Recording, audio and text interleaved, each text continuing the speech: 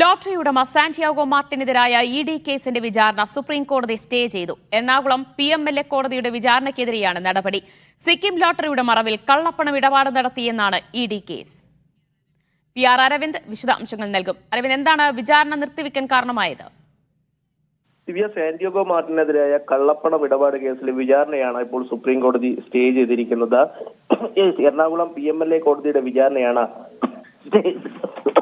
Stay ചെയ്തിരിക്കുന്നത്. സിക്കിം ലോട്ടറിയുടെ മറവിൽ കള്ളപ്പണ ഇടപാട് നടത്തിയതാണ് ഇഡിയുടെ പ്രധാന ആരോപണം. എന്നാൽ CBI എടുത്ത കേസിൽ കോടതിയുടെ വിചാരണ പൂർത്തിയായിട്ടില്ലെന്നും അതിനുശേഷം മാത്രമേ ഇഡി കേസിൽ പരിഗണിക്കാവൂ എന്ന വാദമാണ് സാന്റിയാഗോ മാർട്ടിൻ പ്രധാനമായും സുപ്രീം കോടതിയിൽ ഉയർത്തിയത്. എന്തായാലും ഈ വാദം സുപ്രീം കോടതി അംഗീകരിക്കുകയാണ്. ഇപ്പോൾ താൽക്കാലികമായി ഈ വിചാരണ സുപ്രീം കോടതി സ്റ്റേ ചെയ്തിരിക്കുകയാണ്. എന്തായാലും കേസിൽ ഇഡിയുടെ പ്രതികരണവും ഇപ്പോൾ സുപ്രീം കോടതി തേടിയിട്ടുണ്ട്. എന്തായാലും സാന്റിയാഗോ മാർട്ടിന് താൽക്കാലിക ആശ്വാസമാണ് സുപ്രീം കോടതിയുടെ ഭാഗത്തു നിന്നുണ്ടായിരിക്കുന്നത്. എറണാകുളം PMLA കോടതിയുടെ വിചാരണ സുപ്രീം കോടതി സ്റ്റേ ചെയ്തിട്ടുണ്ട്.